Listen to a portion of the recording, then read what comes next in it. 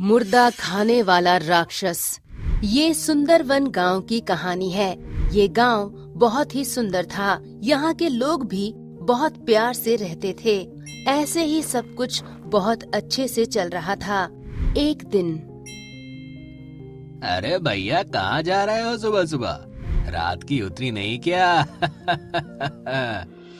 मेरी तो उतर गई है, पर तू खड़े खड़े लड़खड़ा रहा है। लग रहा है रात का नशा भी उतरा नहीं। मेरा तो उतर गया है, बस ठंड के कारण शरीर कपकपा रहा है। खैर तुम मेरी छोड़ो, अपनी देखो। तूने भाभी जी का पेटीकोट पहन रखा है। रात को भाभी जी से लड़ाई हो गई थी क्या, जो उन्होंने तुम्हारे सारे कपड़े छीन लिए और तुम्हें इस पेटीकोट के सहारे अपनी रात काटनी पड़ी? बता दो, हम किसी को नहीं बोलेंगे।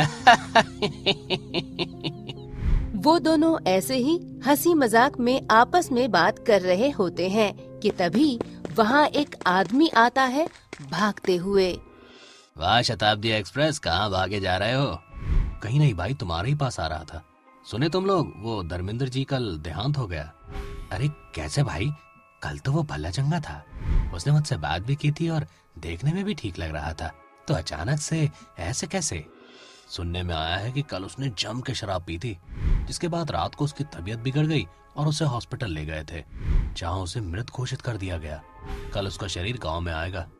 अगली सुबह पूरे गांव में हल्ला मच गया है कि धर्मेंद्र की लाश हॉस्पिटल से गायब हो गई है। सब डर जाते हैं और हॉस्पिटल पर लापरवाही का आरोप लगाते हैं, पर हॉस्पिटल वाले भी इस बात पर विश्वास नहीं कर पाते कि आखिर इतना सुरक्षित रखने पर भी मुर्दा घर से लाश गायब कैसे हो गई।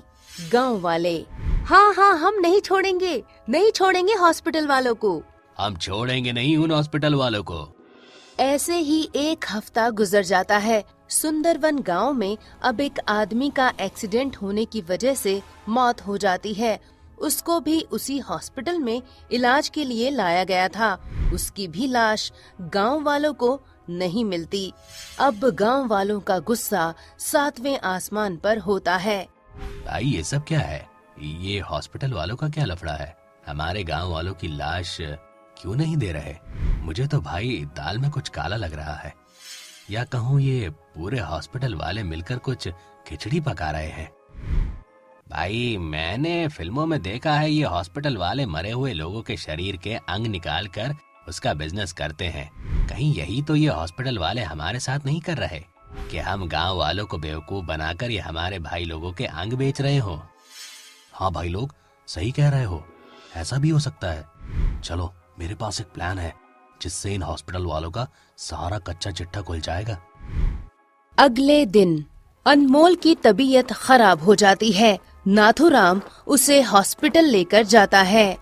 डॉक्टर साहब देखो ना, मेरे दोस्त की तबीयत बहुत खराब है। बेचारे से उठा भी नहीं जा रहा, ना कुछ खाया जा रहा है। लग रहा है आखिरी पल का मेहमान है मेरा दोस्त। डॉक्टर साहब आप इसे बचा लीजिए, मैं आपके पैर पड़ता हूँ। इस हरामी के अलावा और कौन है मेरा इस बेदर्द दुनिया में? Please doctor. हाँ ठीक है, हम कुछ करते हैं। आप अपने दोस्त को एडमिट करवा दीजिए, हम बेस्ट से बेस्ट मेडिसिन और केयर्स प्रोवाइड करेंगे आपके इस दोस्त को। कुछ देर बाद शामदीन एक लाश को लेकर हॉस्पिटल पहुंचता है। वो भी नाथूराम जैसा ड्रामा करता है और डॉक्टर को ये कहकर वहाँ से चला जाता है कि कुछ देर में वो आकर अपने दोस्त को ले जाएगा। ये शामदीन नाम का एक लड़का अभी कुछ देर पहले अपने दोस्त को लेकर यहाँ आया था। वो लड़का तो मर चुका है 2 दिन पहले। तो ऐसा करो, लाश को मुर्दा घर में रखवा दो और इंतजार करो शामदीन का, जब तक वो आ नहीं जाता। रात को 12 बजे अनमोल और नाथूराम अपनी जासूसी शुरू कर देते हैं कि आखिर कौन इन लाशों को गायब कर रहा है। ओए कुंभकर्ण की औलाद, सोने के लिए नहीं आए हम यहाँ किसी काम से आए हैं। चल उठ और पता करते हैं। तूने मुझे उठाया क्यों नहीं? देख 12 बज गए हैं। क्या यार, तू भी एक काम भी तुझसे अच्छे से नहीं होता।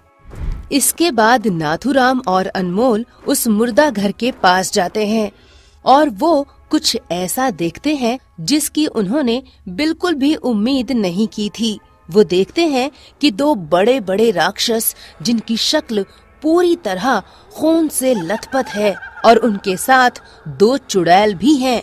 वो सभी बहुत डरावने हैं और वो सब दो आदमियों की लाशों को खाए जा रहे हैं, जिसे देखकर दोनों की सिट्टी पिट्टी गुम हो जाती है। मुझे चोटी काट, कहीं ये कोई डरावना सपना तो नहीं है? अगर ये सपना है तो मुझे जल्दी जगा दे। तू पहले मुझे देख, मेरे तो सुसु निकल गया है। निकल यहाँ से, वरना ये चुड़ैल मुझे और तुझे भी खा जाएगी, वो भी बिना नमक मिर्च के।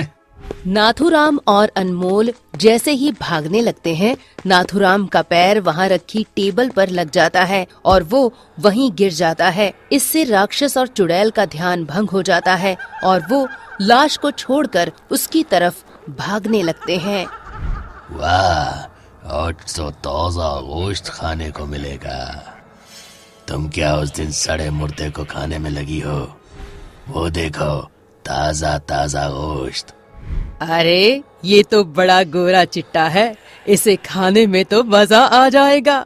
और ताजा ताजा गोश्त खाए भी सालों गुजर गए। दूसरी चुड़ैल, तुम तो बात करके ही पेट भर लेना, मैं तो चली। इसके बाद वो सभी नाथूराम की तरफ बढ़ते हैं। बेचारा नाथूराम जो वहाँ फंस गया था, वहाँ से भागने की कोशिश करता है, पर जैसे उसका शरीर उसका साथ ही नहीं दे रहा था। उसके पैर सुन पड़ गए थे, उससे उठा भी नहीं जा रहा था, उसे कुछ सूझ भी नहीं रहा था। तब अचानक से उसके दिमाग में बत्ती जलती है। मैंने फिल्मों में देखा ये भूत और चुड़ैल हनुमान चालीसा से डरते हैं, तो क्यों ना मैं भी हनुमान चालीसा का जाप करूं। जय हनुमान ज्ञान गुण सागर, जय कपीस तिर लोक उजागर। ये मंत्र हम पर काम नहीं करेगा, हम कलयुग के एडवांस राक्षस और चुड़ैल हैं। इसके बाद वो चुड़ैल और राक्षस नाथूराम पर हंसते हैं। नाथूराम और डर जाता है और डर के कारण बेहोश हो जाता है। अगली सुबह नाथूराम जागता है। मैं कहाँ हूँ? यहीं इस धरती पर। हमारा थैंक यू कर, हमने तुझे कल हलाल होने से बचा लिया, वरना कल तो भगवान को प्यारा हो जाता तू। पर मैं तो कल, हाँ तू कल मर ही जाता, पर मैंने तुझे बचा लिया। पर हमें अब कुछ करना होगा, वरना ऐसे तो ये मरे हुए लोग हम सभी गांव वालों को मार डालेंगे।